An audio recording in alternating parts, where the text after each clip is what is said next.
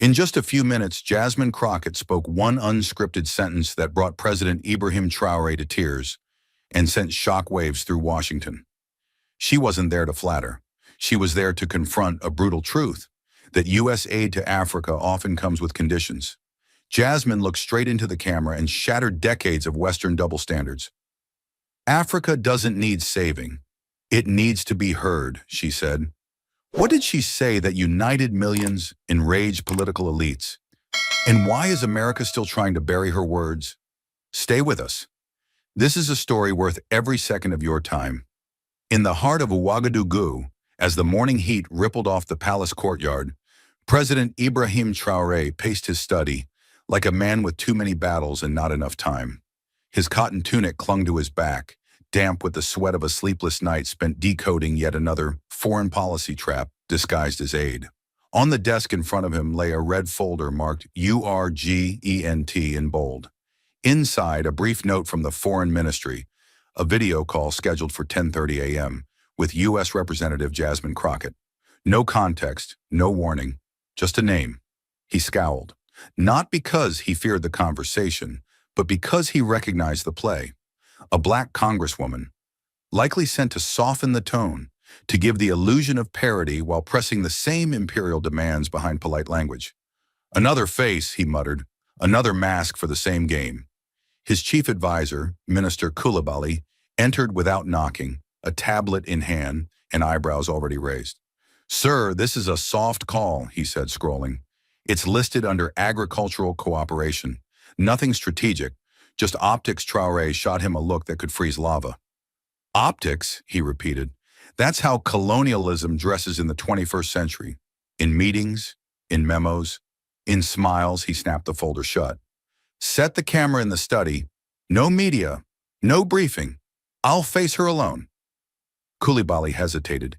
He knew that tone. It was the one Traoré used just before doing something that made Washington and Paris lose sleep. "Very well," he said. But even as he left, he cast a last glance at the folder. Jasmine Crockett.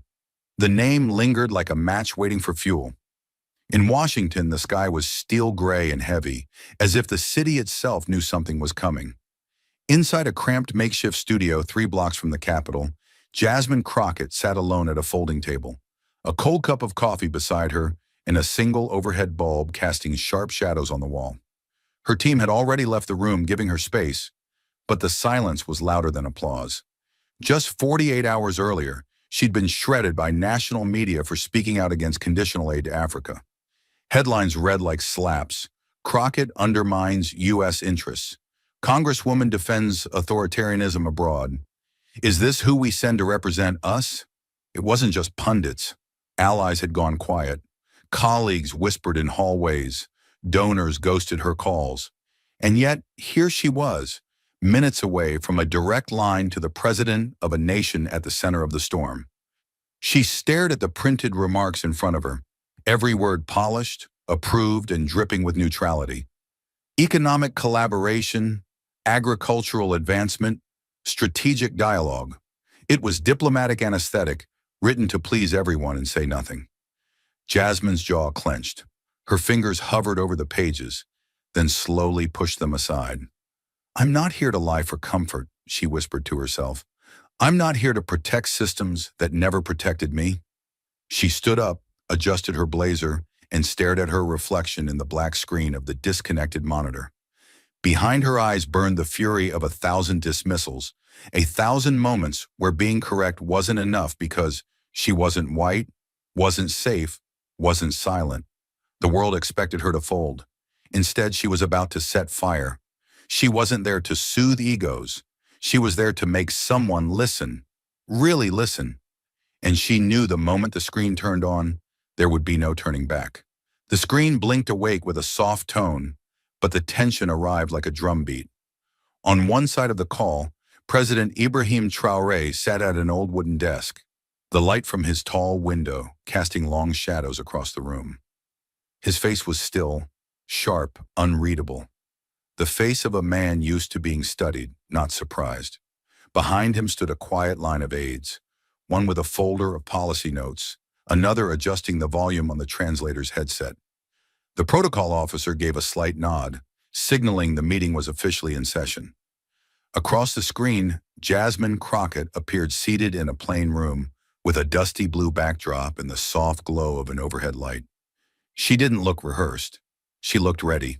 Her hands were folded neatly, but her eyes betrayed something deeper, the steady pressure of being underestimated too many times by too many rooms like this.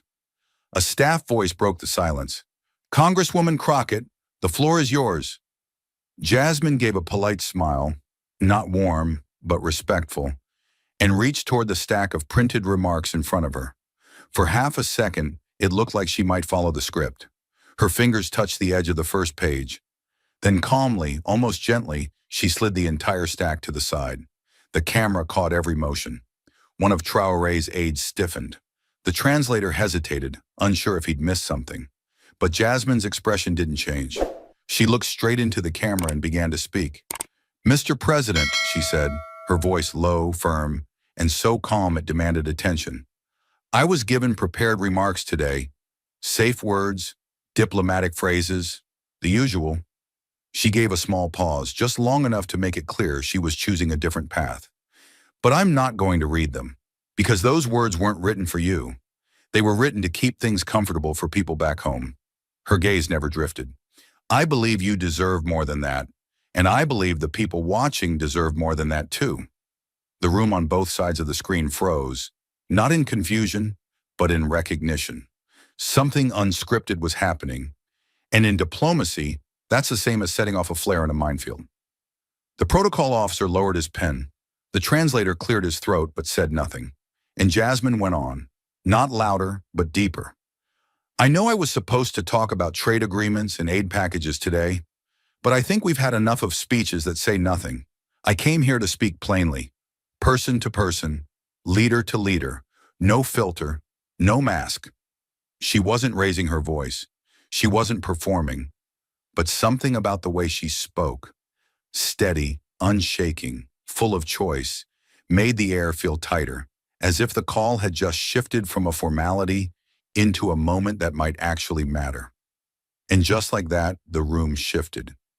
Not with sound, but with a silence so sharp it felt like the air itself had been cut in half. It wasn't the kind of silence that came from confusion. It was the kind that came from impact. The kind that falls when someone says something no one dared to say, but everyone needed to hear. Jasmine didn't move. Her hands stayed on the desk, her fingers spread, her posture upright and calm, but the energy behind her eyes burned like a controlled fire. She had rehearsed a dozen lines the night before, lines meant to be safe, diplomatic, forgettable, but she'd just tossed them into the wind. And now she was free. Her voice didn't need to be loud. It was honest, and that made it thunder. "Mr. President," she said slowly, each word weighed, deliberate, "I need you to understand something from the start. I'm not here to clean up anyone's image. I'm not here to sell the idea that America is doing Africa a favor." She leaned forward, the tension in her shoulders finally released, not because she was at ease, but because the truth was finally being spoken. "I came here to ask something that no one in my government seems willing to ask you directly. Something simple, something overdue." Her eyes didn't flinch. "Why is it that we, America, always talk about helping you, but never stop to ask what you actually want?" The words didn't just hang in the air. They pressed down. On both ends of the call, heads turned. Aides looked at each other with frozen expressions, unsure whether to take notes or take cover. The translator swallowed hard before repeating her words, slowly, carefully, like he was handling glass. One of Traoré's policy advisors shifted uncomfortably in his seat. The protocol officer, halfway through a note, stopped writing entirely. It was as if the walls themselves were listening. Jasmine continued, her voice growing firmer but never losing control. "We love to talk about aid packages and partnerships, but too often what we're offering is not really partnership. It's control, painted over with the brush of generosity. We attach strings. We demand conditions. We tell you how to spend it, who to work with, what to allow and what to refuse. That's not support. That's manipulation." Her jaw tightened. And then we wonder why the trust between our nations feels so thin. Still no one spoke. No one dared. The oxygen in the room felt charged. She had cut through decades of political performance with one sharp, unfiltered truth. And the impact was immediate. Not theatrical, not dramatic, just undeniable. Jasmine wasn't delivering a speech anymore. She was delivering a reckoning. The silence still clung to every corner of the screen, but Jasmine wasn't done, not even close. She inhaled slowly, as if pulling the weight of history into her lungs, and then she began again, not with anger, but with a steady fire. "I didn't walk into this meeting blind, Mr. President," she said, her voice calm but unmistakably fierce. "I didn't just read the one-page summary they gave me in the morning briefing. I didn't memorize a few facts so I could sound smart for the camera. I studied," her hands open slightly on the desk, like she was laying something sacred down. "I stayed up reading stories about your people, your land, your struggle. Not because I had to, but because I needed to. Because the first time I saw your name in a headline, you weren't being praised.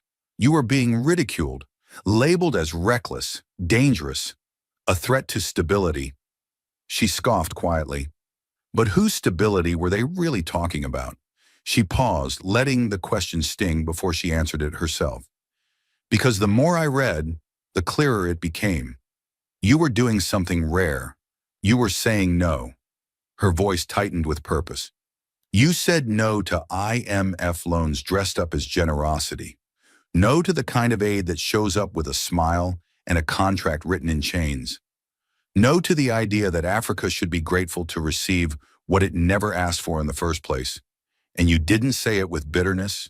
You said it with clarity, with purpose, with backbone." She leaned forward now as if to shorten the distance between continents. "And then I found myself falling deeper into the story of a man your people still whisper about with both sorrow and pride. Thomas Sankara." Her tone shifted, lower, more reverent. "He didn't just speak of freedom, he lived it. He made his cabinet drive second-hand cars. He banned government perks.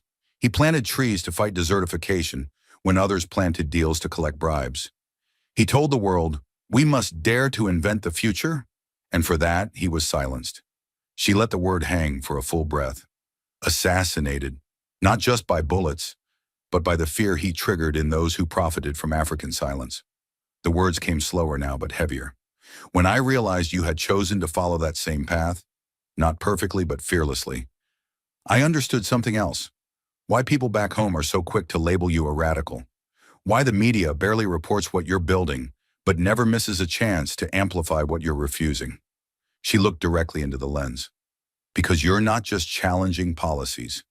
You're challenging power, the kind that has gotten too used to speaking and never being questioned."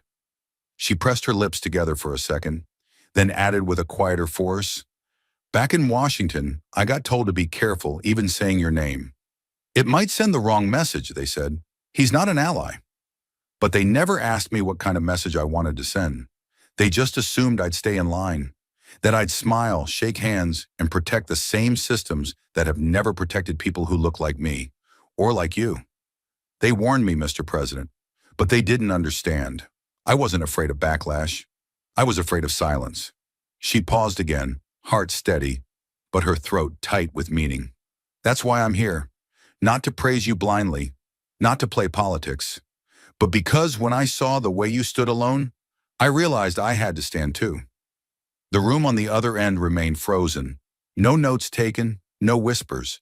Even the translator's voice, when he repeated her words, had softened, as if he too understood that this was no longer a conversation.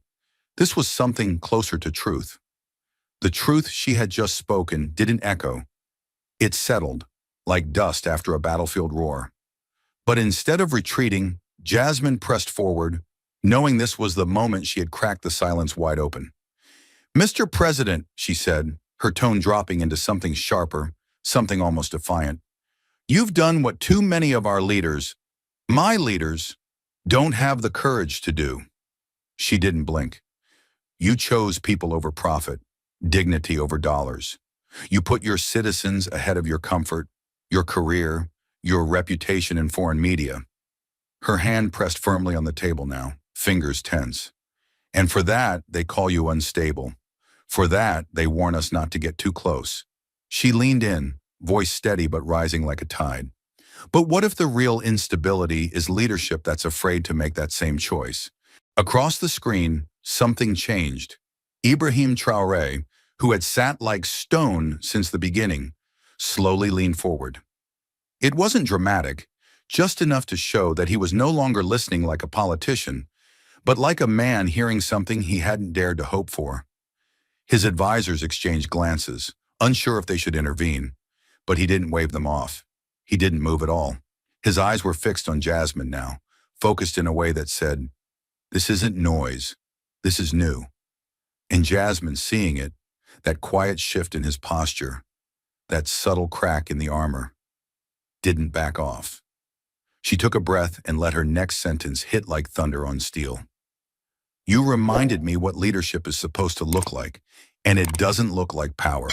It looks like sacrifice." And just when it seemed she had said the boldest thing anyone on that call had ever heard, Jasmine stopped. Not because she was unsure, but because the moment demanded silence before truth. Her hands rested lightly on the desk in front of her, the edge of a page still visible beneath her fingers, though she hadn't looked at it in minutes. She let the quiet stretch, not to fill space, but to make room. Room for something that couldn't be softened. Something that needed to land with the full weight of history, injustice, and raw, unfiltered honesty. She inhaled once, held it, then let the words go like a blade loosed from its sheath. "Africa doesn't need saving," she said, her voice steady, clear, and stripped of any performance. "Africa needs to be heard." The sentence didn't rise. It fell, like stone into still water, sinking deep with a gravity no one could deny. The translator on the other side of the screen blinked, visibly startled.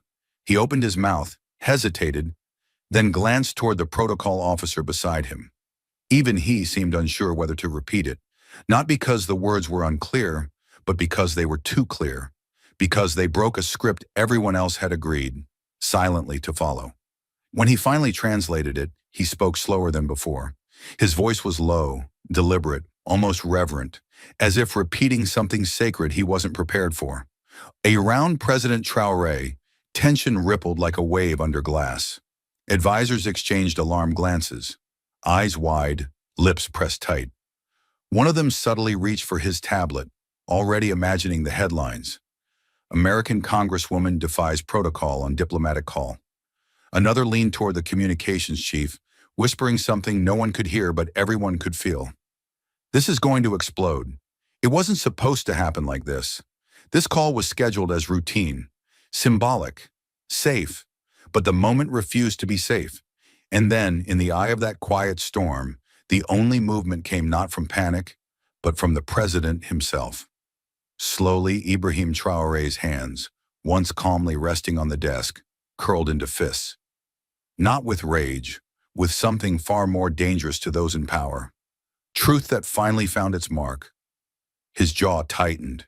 His shoulders drew back. He didn't speak, didn't blink. But his eyes told the story. Tears began to form. He blinked once, slow, uncertain. And then another tear welled up behind it, as if pushed forward not by emotion alone, but by memory, by fatigue, by the echo of years spent fighting to be seen as something other than a recipient, a subordinate, a footnote in someone else's narrative. And now across an ocean, a single woman had said aloud what no ally, no donor, no diplomat had ever dared. "You don't need to be saved. You need to be heard." And he heard it. One tear slid down his cheek, carving a quiet path through the hardened surface of a man known for military strength and political defiance. His chest rose slowly, the breath deeper than any that had come before it. In front of his entire team, in front of the world, the president of Burkina Faso wept. Not in weakness, not in shame, but in the rare sacred grief of a man who had fought every day to prove his people's worth. And finally, someone had said they mattered. No one moved. No one dared speak. It was as if the call had transformed from a diplomatic exchange into something closer to holy. Jasmine didn't interrupt. She didn't fill the space. She let it breathe. Because she knew this wasn't the moment for more words. This was the moment truth had landed. But no silence lasts forever. And as the final frame of the video call faded to black, Jasmine Crockett's calm defiance gave way to a tidal wave of fury across the American political landscape. It didn't take hours. It took minutes. By the time Jasmine had stepped out of her office and exhaled the breath she didn't realize she'd been holding, the knives were already out. The first blow came from Capitol Hill. Senator Alan McKean, a Republican heavyweight with decades of media grooming, went live on Fox News and staring cold into the camera. This congresswoman, he said, voice smooth like poison, chose to embarrass the United States in front of a barely elected strongman. That wasn't diplomacy. That was self-aggrandizement wrapped in a TED Talk. The clip spread fast, clipped into 30-second outrage bites. On Twitter, pundits called her performance unprofessional, reckless, and a national disgrace. On AM radio, her name was mentioned more than the president's. Commentators accused her of being a mouthpiece for Marxists, a symbol of woke foreign policy, and one host snarled, "She sounds more like a spokesperson for Africa than a representative of Texas." It didn't stop there. Conservative memes flooded social media, her face photoshopped beside dictators, her speech twisted into slogans like Jasmine for Burkina 2024. One popular right-wing influencer called her the Angela Davis of foreign betrayal. Congressional colleagues whispered behind closed doors. Reporters waited outside her office like vultures circling a wounded animal. Even within her own party, some Democrats privately winced. "She went too far," one aide told Politico off the record. "You don't slap Washington while you're still sitting in it." But even as the ridicule reached a fever pitch, something strange and powerful began to unfold. Jasmine's words refused to die. In Nairobi, her speech was rebroadcast in full, uninterrupted, with voiceover translations in 3 languages. In Lagos, youth-led radio stations replayed the line, "Africa doesn't need saving, it needs to be heard," over Afrobeat instrumentals, turning it into a protest anthem. In Johannesburg, university students projected her face onto campus buildings, calling her the voice we've been waiting for. In Harlem, community leaders replayed her speech during church gatherings and town halls. The clip reached South Central LA, Atlanta barbershops, Baltimore high schools. It wasn't just going viral. It was spreading like truth, finally finding ears that had waited too long. And it wasn't just Africa. It was every neighborhood that had ever been ignored.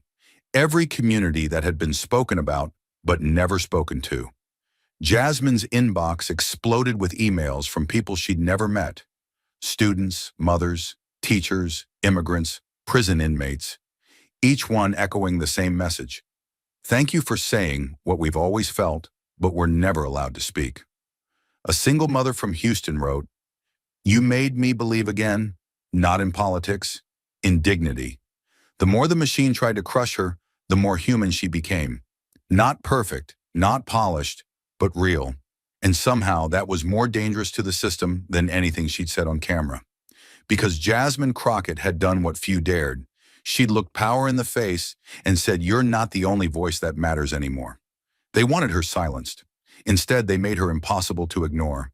And while Jasmine Crockett's speech raged like a wildfire through political halls and public squares across the Atlantic, something quieter was unfolding. Something no camera crew followed, no headline chased, but something just as explosive in the soul of a nation. President Ibrahim Traoré didn't notify his ministers. He didn't call his press secretary. He left no public itinerary, just a short, hushed word to his aide. "Take me to Tambaga, a remote village in the southeast of Burkina Faso, known not for politics but for millet fields, cracked roads, and people who understood dignity not as an idea, but as a necessity." He wore a plain tunic, no tailored suit, no military insignia, and stepped into a dusty, sun-aged Jeep with only a driver and one silent bodyguard. As they left the capital behind, the world of protocols and press briefings dissolved into orange earth, whispering wind, and the long ache of memory. The journey was long and silent. The air outside shimmered with heat, and as the wheels bumped along dried-out roads, Traoré sat quietly in the back seat, one hand resting on the window ledge, the other on his knee. His mind wasn't on policy. It wasn't on the backlash Jasmine was facing in America. It was on the moment her voice, firm, unwavering, had pierced a veil he had long accepted as unchangeable. Africa doesn't need saving, it needs to be heard. The words played over and over in his head, like a song too true to forget. When they finally arrived, the jeep rolled slowly into the village's edge. There was no security perimeter, no brass band, just silence. And then a slow ripple of motion, curious heads turning from doorways, children pausing their play, elders rising from woven mats beneath baobab trees. They hadn't been told he was coming, but somehow the village seemed to know. Perhaps they sensed something. Perhaps in a country where history too often arrives as silence or fire, they had learned to feel moments before they were spoken. He stepped down onto the red dust, his sandals landing softly. A small group gathered, not out of duty, but out of reverence. The president wasn't flanked by soldiers or advisors. He walked alone. And as he passed the rows of quiet faces, he nodded not as a ruler, but as a man returning to something essential. From among the crowd, a child stepped forward. He was small, no older than 7 or 8, barefoot, with a shirt too large for his frame, and eyes that held no fear. His name was Tano. In his hands, wrapped in a piece of faded cloth, was a small wooden object, its corners poking out just enough to reveal it had been carved by hand. The crowd parted instinctively, as if they understood the gravity of the gesture without needing explanation. Tano walked slowly, deliberately, until he stood in front of Traoré. For a long moment, they simply looked at each other.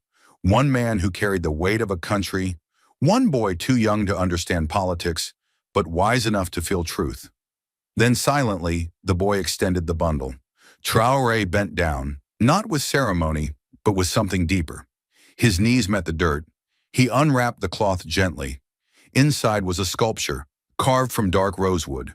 2 figures, simple and stylized. One tall, one small. Their hands clasped tightly. The larger leaned down slightly. The smaller leaned upward, as if the weight of the world was being shared between them. At the base, chiseled carefully, were 3 words in French: La gentillesse unit le monde. Kindness unites worlds. The president didn't speak, not at first. He traced the edges of the sculpture with his thumb. The wood was rough in places, smoothed in others. A child's work, yes, but also a message.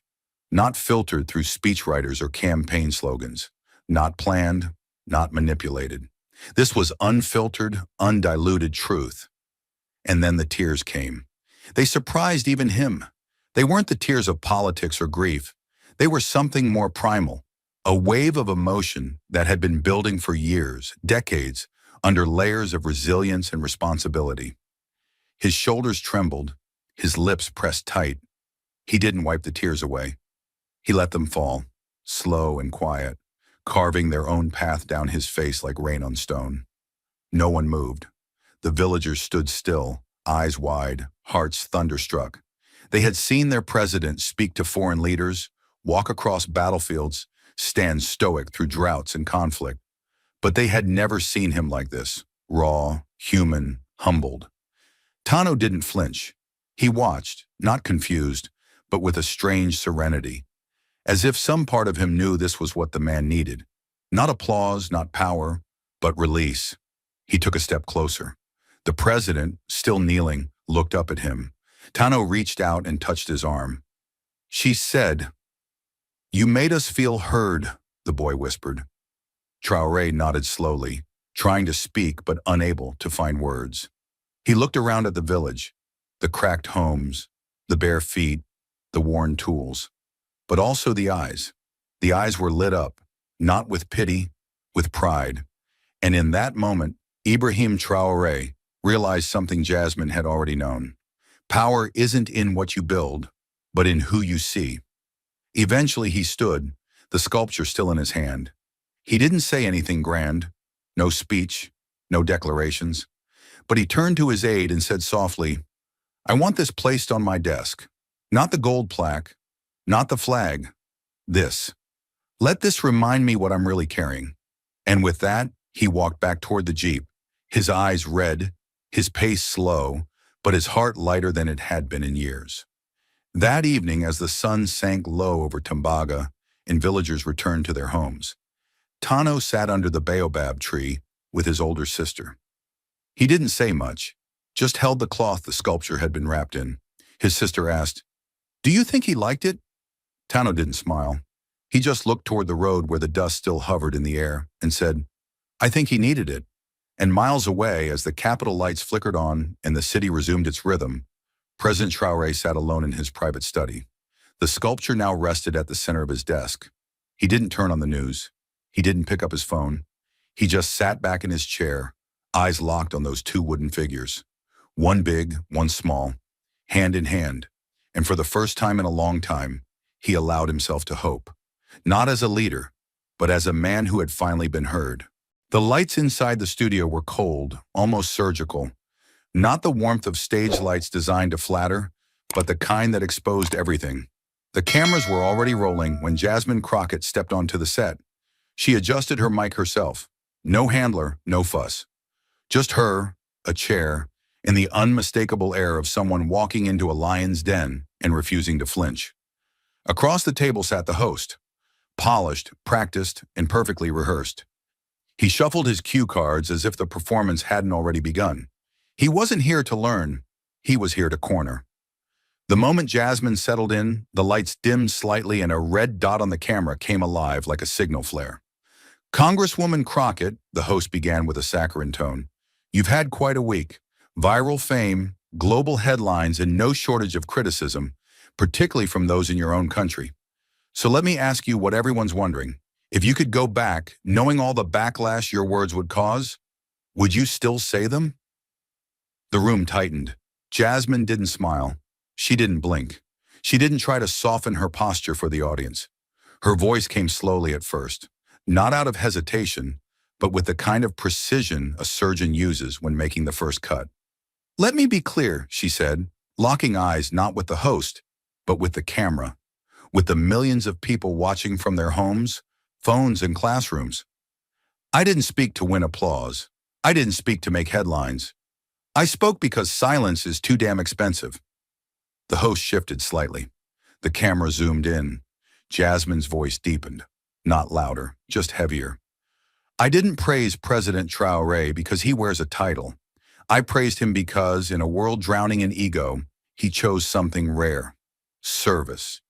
He stood up to institutions we all know are rigged against countries like his. He put books in the hands of children instead of debt on their future, and that scared people, because it reminds us what we're not doing." She let the silence stretch. Then her tone turned sharper. "If people are uncomfortable with what I said, maybe the real discomfort isn't about my words. Maybe it's about the mirror those words hold up. Maybe it forces them to ask a question they've been avoiding for years. Who are we really serving?" The host raised a hand trying to interject, but Jasmine didn't stop. "We send aid with strings. We give with one hand and take with the other. We dress it up in language like partnership and stability, but it's control. And the minute someone, especially someone from a place like Burkina Faso, says no thank you, suddenly they're a threat, a dictator, a danger to democracy." She shook her head. Calm, precise. "I praised a man not for his office, but for his courage. And if that rattles people in power, maybe that says more about their insecurity than my integrity." The tension was electric. The crew behind the camera stopped moving. Even the floor manager, usually signaling timing cues, stood frozen. Jasmine leaned forward now, lowering her voice just enough to draw the listener in closer. "We've built a political culture so obsessed with optics that we've forgotten how to recognize truth when it's spoken plainly. We mock sincerity, we punish honesty. And God forbid a black woman speaks boldly in an international setting. Suddenly, it's betrayal." Now her eyes locked on the host just for a beat. "You asked me if I'd do it again," she said. "And the answer is yes, every time. Because telling the truth about dignity shouldn't be a career risk. It should be the job." She exhaled slowly, not with fatigue, but with release. "I won't apologize for giving credit where it's due. And if my country is more offended by my praise of justice than by its neglect of it, Then we have bigger problems than one speech. The studio was still. The host tried to smile, but it came out crooked, unsure. Jasmine didn't wait for another question. She folded her hands in front of her, eyes steady, voice quiet but unshakable. I've sat in rooms where my presence was tolerated but not welcomed. I've heard whispers about being too emotional, too passionate, too much. And I've learned they don't fear my words. They fear the possibility that someone might believe them, that someone might look up and say, if she can speak like that, maybe I can too. She paused. Maybe that's what scares them the most. The segment cut to commercial, but the moment wouldn't fade. It was already being clipped, captioned, shared in real time. And Jasmine? She sat back in her chair, unmoved by the heat around her. She hadn't just defended herself. She had lit a fire. The sun blazed over Ouagadougou like a silent sentinel, casting a golden hue across the plaza that had never held so many people. Not for a concert, not for a military parade, not even for a holiday. This was different. There was no choreography, no brass band, no parade of armored SUVs, just people. Ordinary citizens standing in stillness, under fraying umbrellas, behind makeshift fences, and on rooftops, all gathered for one reason, to witness the birth of something they'd never been promised. They weren't waiting for handouts. They weren't waiting for foreign dignitaries or fat envelopes of aid.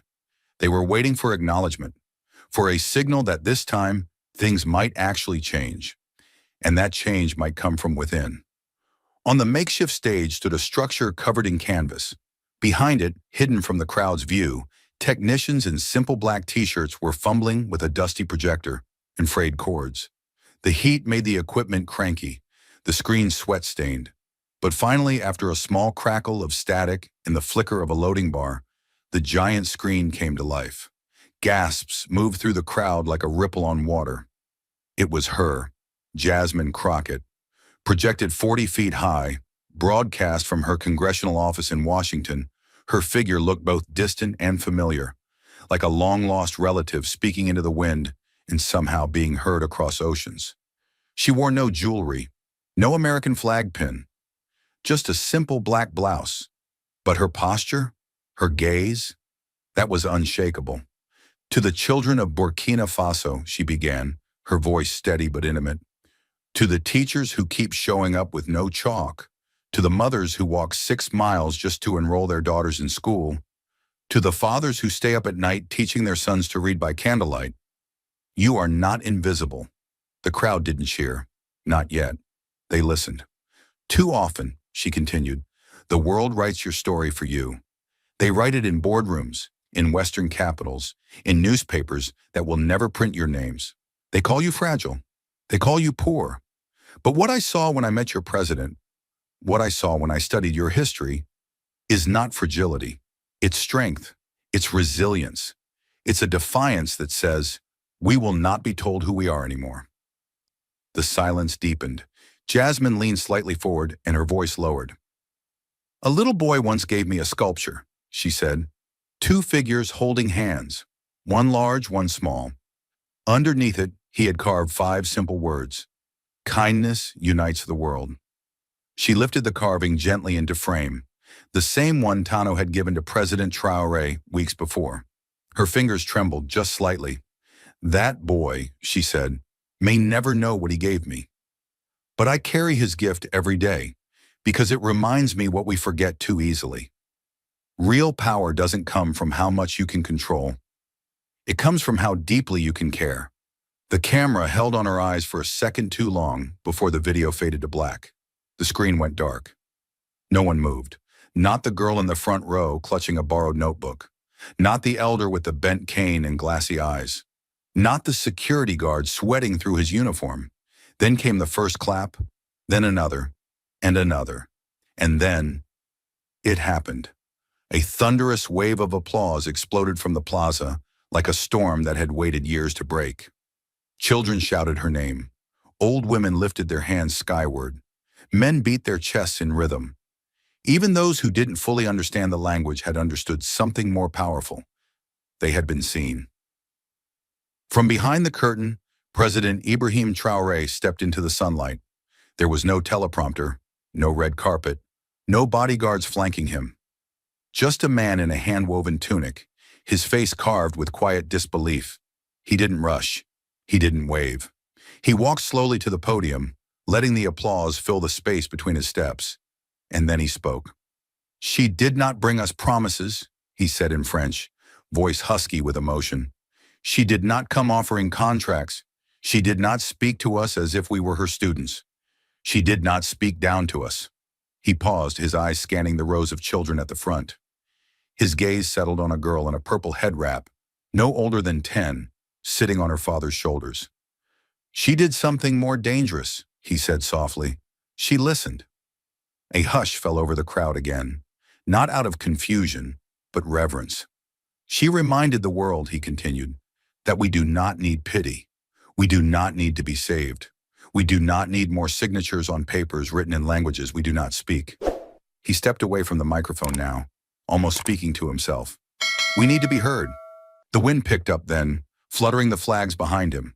One of them tore slightly at the edge, but nobody looked away, because all eyes were still locked on him. "She did not flatter me because I am president," he added, his voice rising now. "She praised me because I chose to serve. I put clinics before contracts, schools before speeches, dignity before dollars." And then he did something no one expected. He stepped off the stage and walked directly into the crowd. People gasped. Security froze. But he walked to the girl in the purple head wrap. The same girl who had been watching Jasmine's video with wide, unblinking eyes. He bent down beside her, placed a hand gently on her shoulder, and whispered, "One day you will lead too." She nodded, lips trembling. He stood up again, turned back to the crowd and shouted, "This is not the end. This is the beginning." And the plaza, dusty, dry, exhausted, erupted once more. But this time, it wasn't applause, it was belief. While cameras in the Capitol were folding up and diplomats returned to scripted lives, in the dry, red soil heart of Burkina Faso, belief had taken root, not in parliaments, but in the hands of children who didn't yet know they were shaping a nation. In a weathered classroom where light spilled through the slats in the wall, Ila sat on the far end of a splintered bench, her knees pressed tightly together, her lips murmuring as she rehearsed her handwriting. The air was still, thick with dust and the quiet shuffle of other students tracing letters into worn pages.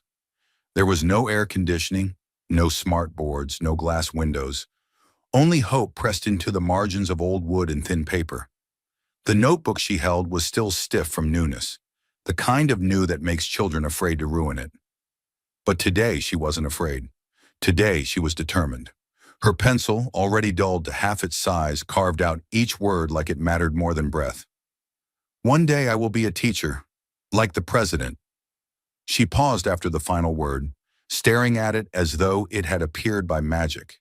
And in a way, it had. Just weeks ago, she didn't know the president's name. Now she saw his image on posters near the market, not in a military uniform or hidden behind armored glass, but walking with children, shaking hands, visiting clinics. He smiled like a father, not a ruler. And when the teacher asked them who they wanted to become, Illa didn't hesitate.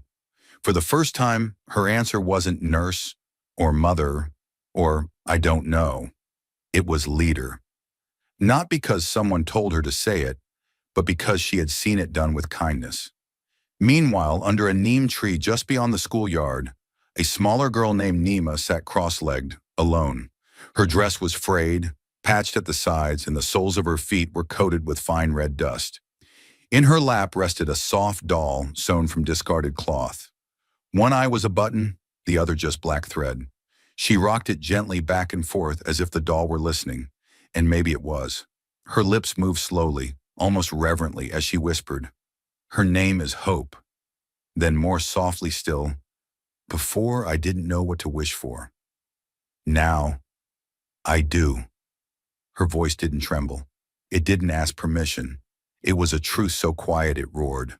The teacher who had been watching from the doorway turned away quickly, blinking back the sting in her eyes. She had seen many students pass through, some with promise, most with scars. But today, in the gaze of two little girls, one speaking her future aloud, the other whispering it into the lap of a doll. She saw something else. She saw what policy alone could never create. She saw dignity, and she felt, with a bone-deep certainty, that something sacred had begun. Back in the classroom, Illa raised her hand. The teacher, startled, nodded. Illa stood, cleared her throat, and read her sentence aloud. Her voice was steady, strong for a girl her age. "When I grow up, I want to be a teacher like the president." The room fell silent. Even the usual whispers stopped. Not because the sentence was strange, but because it wasn't. It made sense now.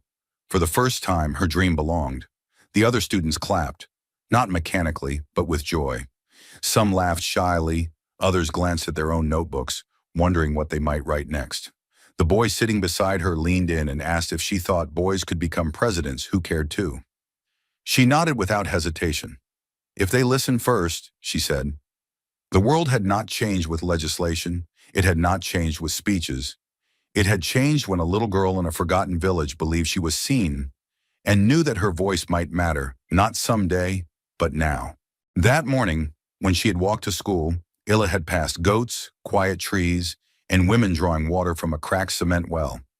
But she had also passed a poster taped to the wall of a bakery, faded by sun, showing a screenshot from the National Education launch. On it, the president standing on stage, and Jasmine Crockett smiling from a screen behind him. Her mother had paused in front of the poster. "She's the one who didn't give us money," she murmured. "She gave us something harder. She gave us a question." Illa didn't understand the full meaning then, but she remembered it as she wrote her sentence. And now, as her classmates whispered about their own dreams, she finally knew what her mother meant. Meanwhile, outside, Nima tucked her doll beneath her shawl. Her whisper had not been recorded. No reporter would write about it. But if the president had been there, if Jasmine Crockett had heard it, they would have understood.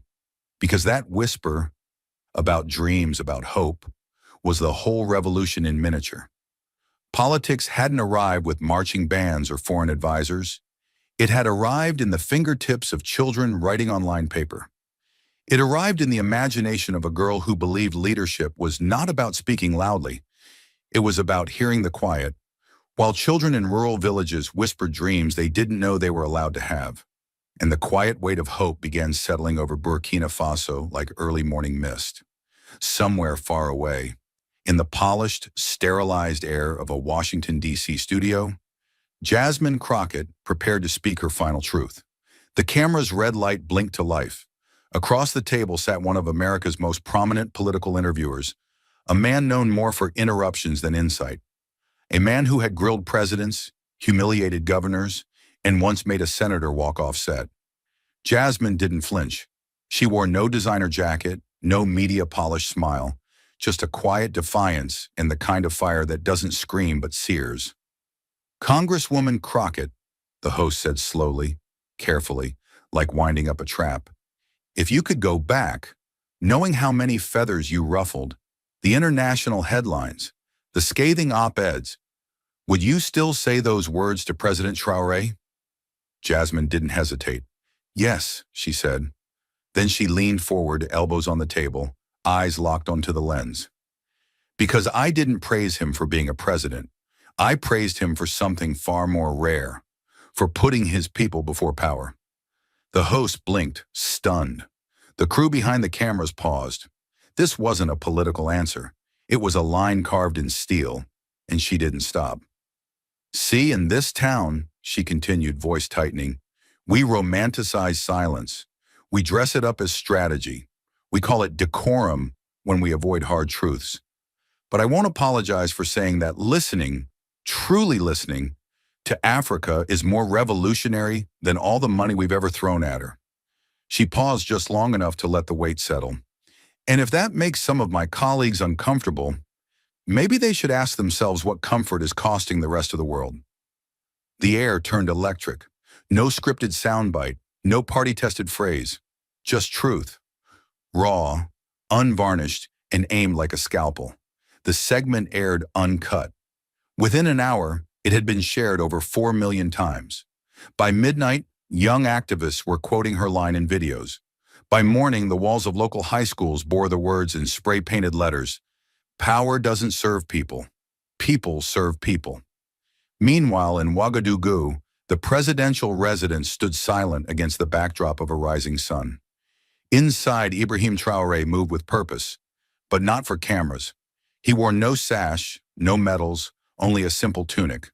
The sculpture Tano had given him rested on a table nearby, polished now from being held so often. He stared at it again that morning, as if still trying to understand how such small hands could carry such an enormous message. And in that moment, far from applause or policy memos, he whispered not for a crowd, but for history itself. We did it. He didn't mean politics. He meant something older, something nobler. The moment when a leader becomes more than a title, when they become the echo of their people's quietest hopes. In a village dozens of miles away, the morning bell rang at a modest primary school built with local hands and international doubt. Children shuffled in with second-hand notebooks and third-generation uniforms. Among them was a girl named Adama. She had never spoken to the president. She didn't know who Jasmine Crockett was, but she sat at her desk like it was a throne. When she opened her brand-new textbook, the smell of fresh paper filled her nose. And there it was, a message stamped on the first page in thick black ink. For those who believe that dignity can change the world. She read it once, then again, slowly. She didn't know what dignity fully meant, but somehow she understood it. It felt like the difference between being helped and being seen, between receiving and mattering. And in that exact moment, with a broken pencil and an unsteady hand, she began to write her story. Not the one assigned, but the one she was born to tell. Back in Washington, Jasmine sat backstage after the interview, head bowed, palms flat on her lap. Her team had filed out.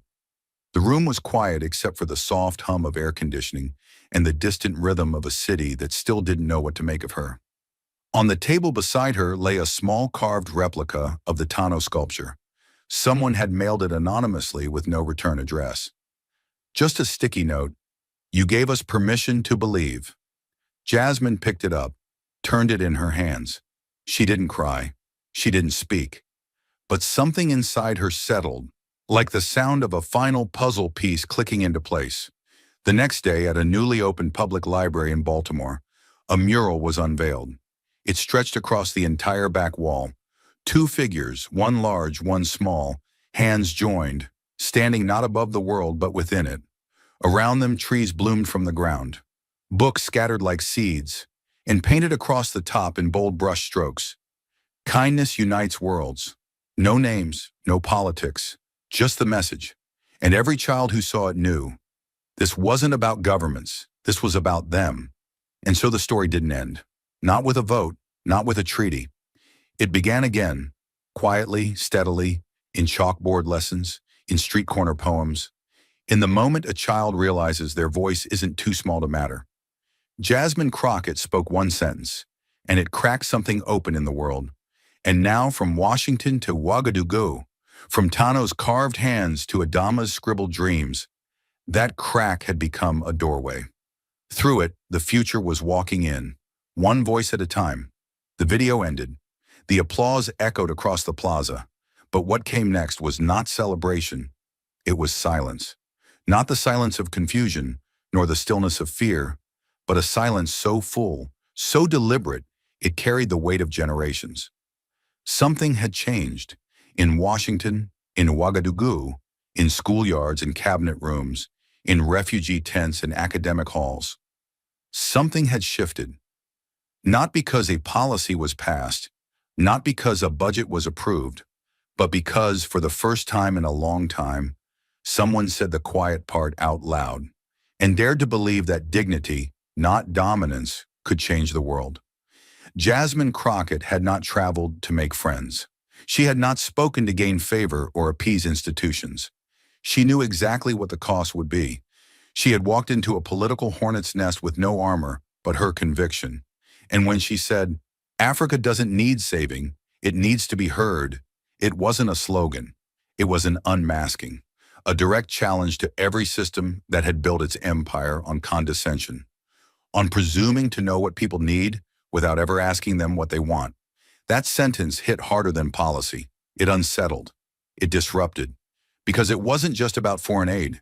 It was about the deeper sickness, the global habit of silencing the very people whose survival has required the most strength. And she said it calmly, without raising her voice, without pounding a podium. Because truth doesn't need volume, it just needs courage. In the days that followed, she was attacked, vilified, called reckless, radical, unpatriotic. A senator said she had humiliated the nation. A news host called her a mouthpiece for anti-Western propaganda. One pundit accused her of being more loyal to Burkina Faso than to Baltimore. They tried to paint her as a traitor, but they missed something vital. She wasn't speaking for another country. She was speaking for another future. And that future, they couldn't stop it, because it had already begun. It began the moment Tano handed President Traoré a wooden sculpture made by his own small hands. Two figures holding hands, one big, one small, and beneath it, 5 words that would ripple across continents. Kindness unites worlds.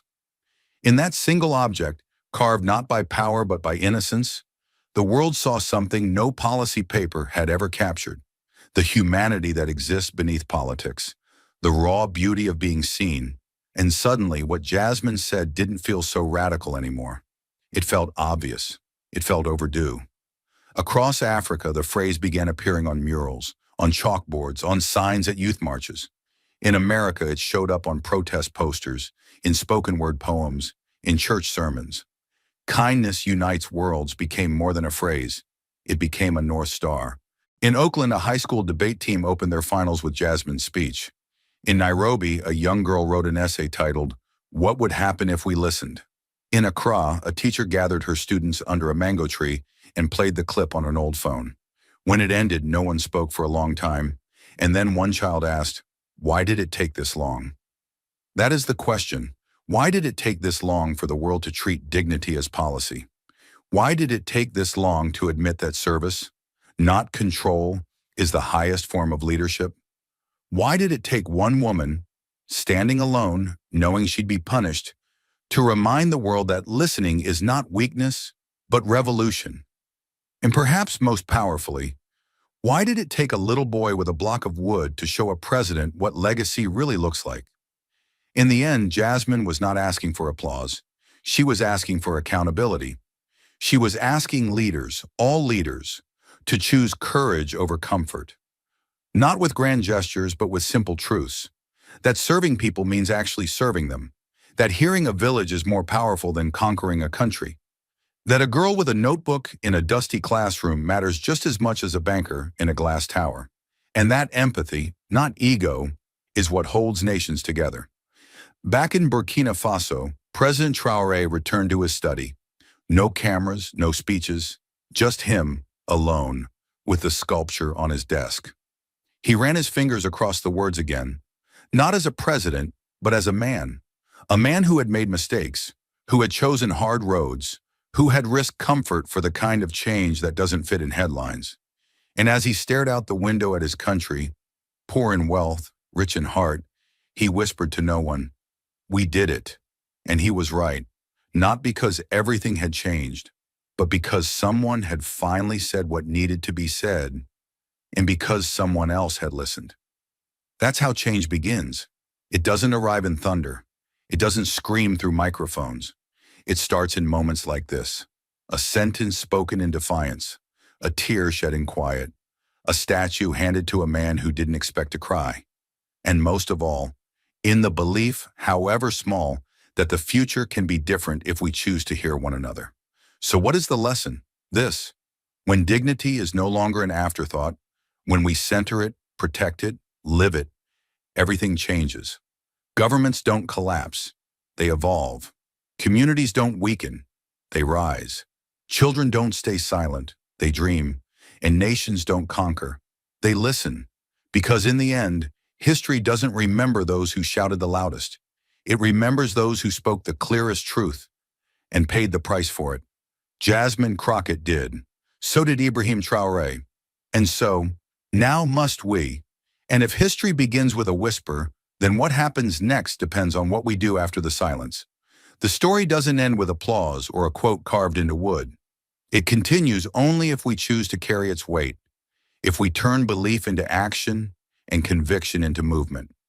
This is the moment to decide, not tomorrow, not when the next election comes, not when it's safe. Now, because injustice thrives in delay, because dignity dies in silence, because every time we say someone else will speak, we give power to those who have built entire empires on silence. Jasmine Crockett didn't wait for permission. Ibrahim Traoré didn't wait for applause. And the children of Burkina Faso didn't wait for hope to be handed to them.